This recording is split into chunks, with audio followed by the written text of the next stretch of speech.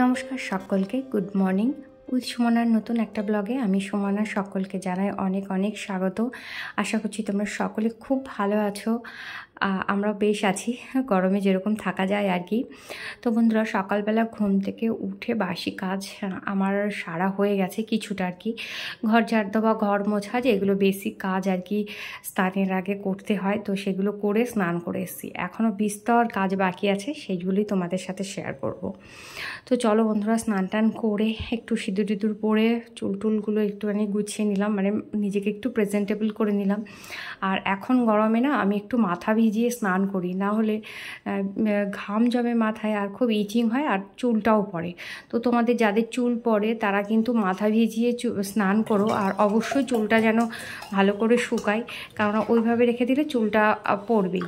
তো এখন আমি একটু জল খেয়ে নেবো সকালবেলা, একটু বরফ দিয়ে জল খাচ্ছি, কারণ যা গরম পড়েছে না, আর গরম জল খেতে ইচ্ছে করছে না। আগের দিনই তোমাদের সাথে আমি শেয়ার করেছি। আর এক মিনিট, এখানে আমি তোমাদের একটু বলতে চাই, আমার হাতে যে নেল পালিশটা দেখছো সেটা আমার নিজের ভীষণ খারাপ লাগছে। তোমাদের কেমন লাগছে আমি জানি না, কারণ এই নেল পালিশটা আমার মেয়েকে তার বান্ধবী দিয়েছে। তার মানে বুঝতে পারছো, পুচকু একটা মেয়ে, সে তার বান্ধবীকে দিয়েছে। আর এই ধরনের কালার আমি একদমই পরি না, কারণ আমার হাতে মানায় না। যেহেতু মানে কি বলতো, সব রকম কালার তো সবার হাতে মানায় না। তো আমার মেয়ে জোর জবরদস্তি আমার হাতে পরিয়েছে, হাতে এবং পায়ে দুটোতেই। এবং সেটাকে কীরকম বলো তো, মানে খোঁচা খোঁচা খোঁচা খোঁচা, মানে হাত দিলে তোমার প্লেন লাগবে না, উঁচু উঁচু হয়ে আছে। তো তেমনভাবেই আমাকে পরিয়েছে। তো আমি পরে থাকতে বাধ্য হয়েছি, আর আমার রিমুভার নেই যে আমি মুছে দেবো। তো যাই হোক, জল টলগুলো খেয়ে একটু গাছের পরিচর্যা করলাম। একটা গাছের আমি মানি প্লান্টের একটু জলটা চেঞ্জ করলাম, ভালো করে গাছটা ধুয়ে দিলাম। এখন গরমের মধ্যে না এদেরকে বারবার একটু স্নান করানোটা খুব জরুরি। দিনে একবার করে তো স্নান করাতেই হয়, যাতে গাছগুলো একটু সতেজ থাকে। তারপর আরও গাছ আমার যা যা আছে সেগুলোর একটু পরিচর্যা করে নিয়ে স্নানের সময় যেগুলো আমি কেচে রেখেছিলাম তো সেইগুলোও মেলে দিলাম। দিয়ে তারপরে আমি ভাবছি যে বেড কভারটা তুলেই নিই। জানো তো, এই বেড কভারটাই, মানে এই ঘরটা আপাতত আমরা কেউ এখন আসি না, এমনিতেই কম আসা হয়, তার মধ্যে আবার এই প্রচণ্ড গরমে এই ঘরটা পশ্চিম দিকের ঘর, তো পরন্ত বেলার রোদ্দুরটা পড়ে, আর এত বিশ্রী রকমের গরম হয়, কেউ আসে না। আর আমি যেটুকু আসি সেটুকু এসে দোলনায় বসি। যেমন এই মুহূর্তে আমি দোলনায় বসে বসে কিন্তু ভয়েস ওভার দিচ্ছি।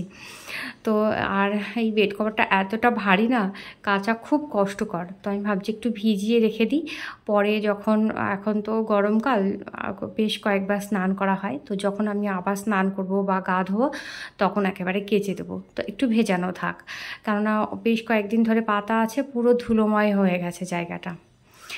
এরপর আর সমস্ত ঘরগুলোর আমি বেড কভারগুলো ঠিকঠাক করে টেনে টেনে নিয়েছি, যেটা চেঞ্জ করলাম, করে নিয়ে চলে এসেছি ঠাকুর ঘরে।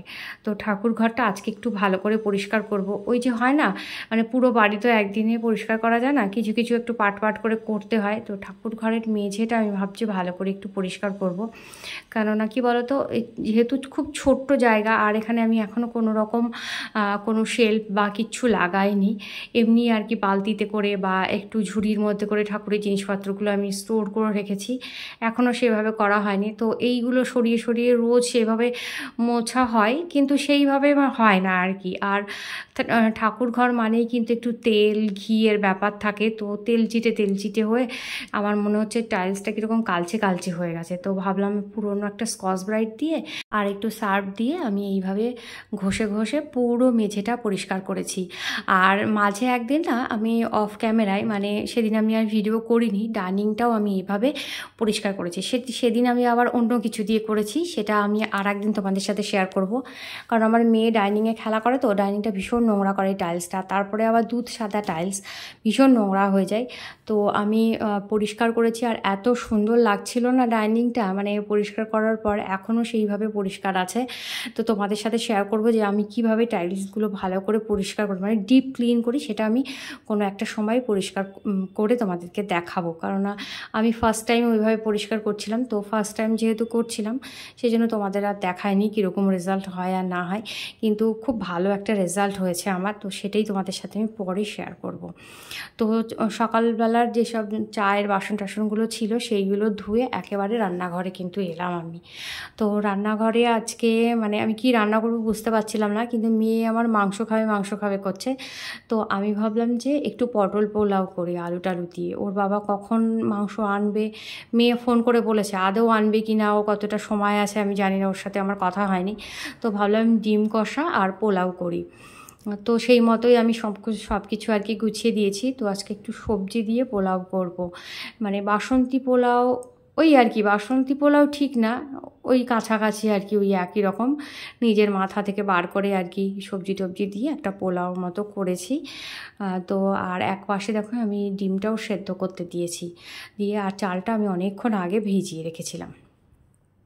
তো পোলাওটা একটু ভাজার একটা যতটা সময় লাগে, তারপরে তো বসিয়ে দিলে একবার গরম জল দিলে আর বেশি টাইম লাগে না।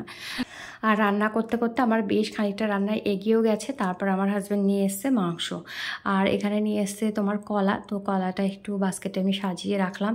আর অন্য ফল আনলে সেগুলো আমি সব ফ্রিজে রাখি, কলা তো ফ্রিজে রাখা যায় না, কলা ওইভাবেই সাজিয়ে রাখা হয়। আর এখন যেহেতু খুব গরম, বাইরে যে ফলটাই রাখি না কেন নষ্ট হয়ে যায়। আর দেখো আমার রান্না প্রায় গোছানো হয়ে গেছে, রান্নাঘর থেকে বেরোবো ব্যাপার, তখনই নিয়ে এসছে মাংস। তো তাড়াহুড়ো করে আমি মাংসগুলো একটু ধুলাম ভালো করে, ধুয়ে আমরা আবার একটুখানি ম্যারিনেট করে রাখি। আমার একটাই ম্যারিনেশন হয়, অনেকে দেখবে মশলা টশলা দিয়ে ম্যারিনেশন করে, কিন্তু আমি সেটা করি না। আমি যেটা করি তোমাদের সাথে সেটা একটু শেয়ার করছি। তো মাংসটা প্রথমে একটা করে ধুয়ে, তারপর আবার একটুখানি করে ধুয়ে, তারপর এখানে দেখো আমি একটা গামলার মধ্যে জল নিয়েছি বেশ অনেকটা, তার মধ্যে এক ঢাকনা মতো, আমি 1 থেকে 1.5 ঢাকনা মতো ভিনিগার দিয়েছি, দিয়ে এটাকে আমি ভালো করে ভিজিয়ে রেখে দেবো। তো এইভাবে তোমরা ভিজিয়ে রাখবে, দেখবে চিকেনের যে চিকেন বিশ্রী একটা গন্ধ বেরোয়। তো এইভাবে যদি আমরা ঢেকে রেখে তারপর জলটা ঝরিয়ে নিয়ে রান্না করি, সেই গন্ধটা কিন্তু আর আসে না, আর চিকেনটাও খুব ভালোভাবে সেদ্ধ হয়। তো বন্ধুরা, আজকে আমি এই ভিডিওটা আমি এই পর্যন্তই রাখলাম। তো দেখো এখানে আমি পোলাও করেছি আর সাথে চিকেনের একটা পাতলা ঝোল করেছি। তো সকাল সকাল উঠেই একটু মোটিভেট হয়ে যদি টানা কাজ করা যায়, তাহলে কিন্তু খুব সহজে খুব তাড়াতাড়ি কাজটা সেরে ফেলা যায়। তো আমার 11:30 12টার মধ্যে আমার সমস্ত কাজ কমপ্লিট হয়ে গেছে। তো আজকে ভিডিওটা আমি এই পর্যন্তই রাখছি, আশা করব তোমাদের ভালো লেগেছে।